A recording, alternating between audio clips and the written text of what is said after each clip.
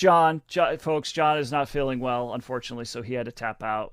But Josh and I will take it home with the last record here. So Yep. Go ahead, Josh. Yeah, we're gonna finish strong with D'Angelo and Brown Sugar.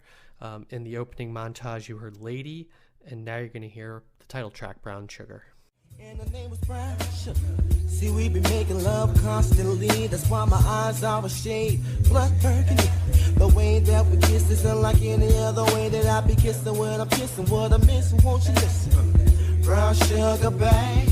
I guess high up your love, I don't know how to behave.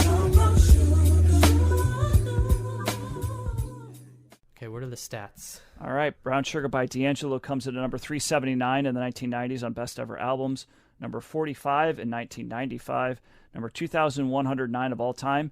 It's D'Angelo's third highest rated album on Best Ever Albums, behind 2000's Voodoo and 2014's Black Messiah. And it is the only album that we are covering tonight that made Rolling Stone's list, coming in at number 183 there. And D'Angelo is ranked number 270 of overall artist rankings on Best Ever Albums. Nice. Well, Brown Sugar was released July 3rd, 1995. He was born Michael Eugene Archer in Richmond, Virginia. This is his debut album and the first time we are covering him, and he only has 3 studio albums total. Oh, wow. Yeah. So this is the worst one. Yeah, I guess so. All the albums have been pretty critically acclaimed. Yeah. So genres are neo soul, R&B, funk, or progressive soul.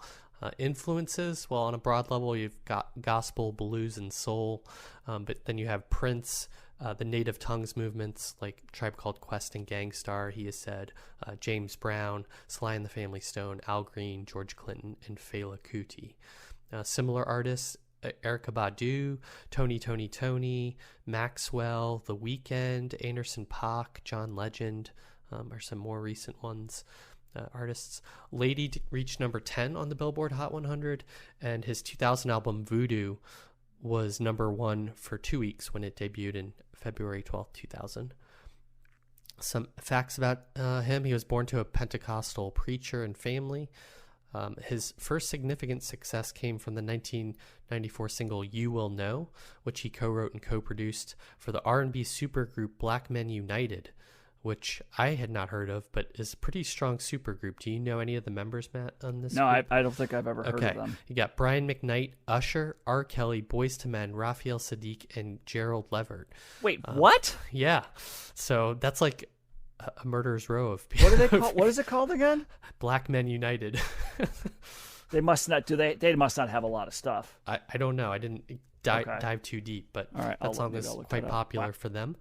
Peaked number 5 on the hip hop R&B charts and 28 on the Hot 100 when it came out. Brown Sugar was a slow but steady seller, eventually reaching platinum status in 1996.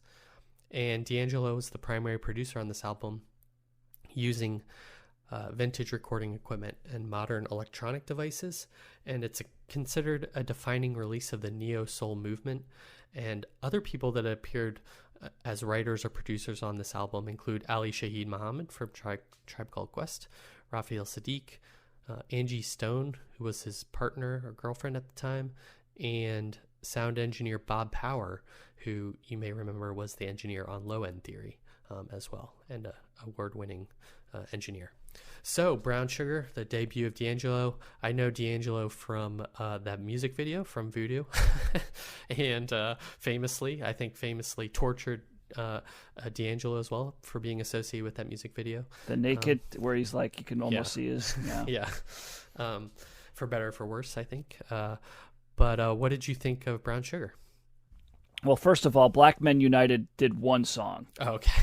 Okay. That's it? So they did one song called "You Will Know." Oh, so it's almost like. So he wrote that song, and then they performed it for one. Correct. Time. Okay. It was released in 1994. It was used in the film Jason's Lyric and on the film soundtrack. So I think it's almost like a "We Are the World" kind of a thing. Oh, okay. You know, that's what it sounds like. So okay. Yeah. Right. I was like, that's it's a hell of a super group. Right. Yeah. So I didn't really. God, I don't know if I knew any D'Angelo songs. I do remember the vaguely that video that you spoke of, and I know that Voodoo is considered that's like a very highly, like on the Rolling Stone list, that's very highly ranked. It's higher than this one, huh? Oh yeah. It's like in the top 100, I think. That song's called Untitled. How does it feel from the music video that we're talking about? Yeah.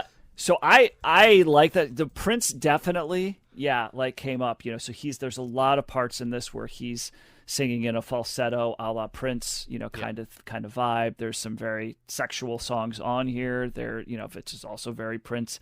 And the neo soul thing, it's so weird because I didn't think of that. That term didn't come to my mind when I was listening to it. But when you said it, I was like, of course that's what this is, right? And you start to think about some of those artists like the Erykah Badu's or the Jill Scotts and that type of thing, which are artists that, again, for genres that aren't really like my top genre, it's something that I've always enjoyed.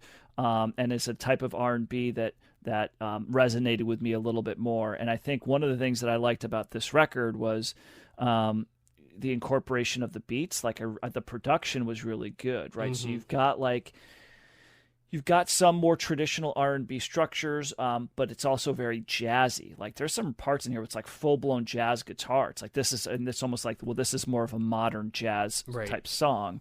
And then they just have some really good full sounding beats behind a lot of these songs.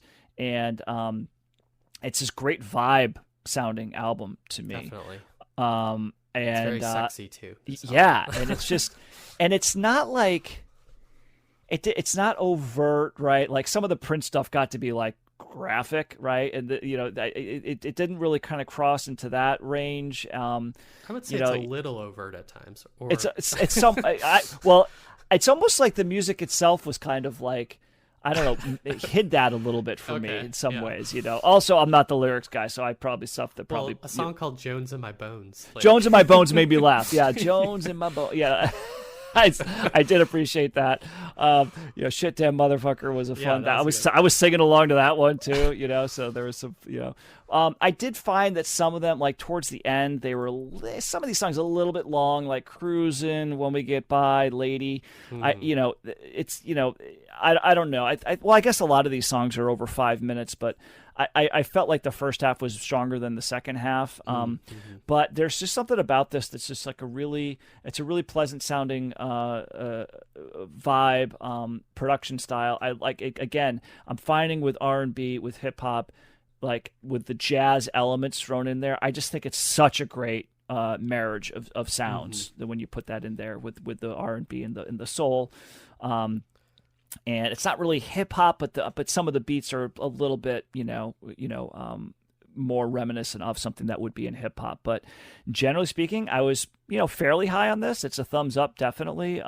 Pretty easy listen, I think, for the most part. Yeah, probably the knock is there's some parts that are a little bit repetitive, a little too long, particularly some of those tracks at the end. But I don't know. I liked the vibe, so it's thumbs up for me. Yeah, this album, it is all vibes. I don't know what the difference is between R&B and neo soul. I think it has to be maybe some of the jazz elements you're talking about or something. Yeah, maybe. I didn't look, but I can definitely hear. I don't know. I can hear neo soul versus more so than R&B. Although I think there's R&B in this as well. I mean, this is kind of like baby making music if I ever heard an album. In some ways, I feel like there's a warmth to this album that I really like. His voice is really great. It's got this he goes into this high falsetto at times, but he's got a range with his voice that works really well with this. It is sexy and I think the songs are long, but I think it's because he's kind of like being a little playful. There's like space to I don't know, kind of just like explore and like throw the vibes out. Ultimately, I think that's kind of why they're doing it. I thought this was an enjoyable listen. I don't know. I'll be interested to see what the next album sounds like because it's so like highly acclaimed. I wonder I think this is a really well done album. I didn't like the Cruisin' cover too much. That's that was a cover. Yeah. Yeah. From why am I blanking? Smokey Robinson. Yes, thank you. The Miracles. Oh yeah, okay. God. Wow. Yeah. It's apparent when you hear it, in my opinion. But yeah, I like the feel of this album. Like you're in like a smoky club or something. That would be apropos. Like a jazz club. That is definitely reminiscent of that. I like the story song of shit damn motherfucker, like this other guy like having sex with his woman and getting revenge. And I thought this was just like I think this is a pretty strong debut album ultimately too for somebody. You can see the talent there, and I just kind of enjoyed. I think it succeeded in terms of me just like vibing with the music and enjoying it. So it's a thumbs up for me. John gave us a little snippet of his review before he left, so I'm going to insert that here at the end as well. He was mostly positive as well, with some reservations. I assume you liked this album, John? I did, yeah, although I didn't like it as much as I thought I was going to like it. The neo soul part of it I really enjoyed, and I like some of the instrumentation and the sort of the jazz club vibe of it. But with that being said, there weren't a lot of songs that like elevate it to like a groove like I was hoping for, I think. So it left me a little flat that way. So if you want to mix in mine, you could say thumbs up, but with some reservations. Yeah, I thought this was a good... I really like the neo soul. If we get more neo soul, I think I'm really going to like that more than some of the R&B, because this is so different than like Jodeci or some of that other type of maybe more like hip hop oriented R&B. This is more like on the jazz side, like I said. Here you go, Josh. Heavily based in soul music, neo soul is distinguished by a less conventional sound than its contemporary R&B counterpart, with incorporated elements ranging from funk, jazz fusion, and hip hop, and to pop rock and electronic music. And it actually was a term that was coined in the late 90s. And I think I saw that this album is kind of like one of the albums that kind of spawned that type of sound. So I think in some ways that this is also, in addition to just being a solid record, it also is kind of influential and groundbreaking and kind of creating a somewhat of a new sound. That was the other thing too I really liked about this, was like the really funky beats. I think I like that funk incorporation a lot. When I've always liked those funk albums when we talked about Parliament and some of those other groups. Yeah, maybe that's part of what I was thinking, like, because I don't know, Prince was such a touch point for me, but like Prince music can get so much more flamboyant, like not just in lyrics, but also in like just the production and the like upbeat and stuff. This is not that. There's not really upbeat here. This is like a chilled out, kind of relaxing vibe to it. And it's more reserved, and he strikes, D'Angelo strikes me like Prince was a pretty flamboyant kind of dude, right? He was a big figure, right? And he was also very high energy compared to this album. Yeah.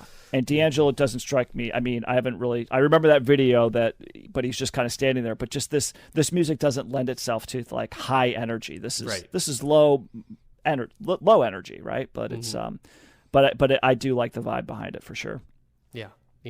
There even though it's like lower energy, there's like I feel like the strength behind it in some ways, listening to it. So interesting stuff. I'll be excited for more D'Angelo.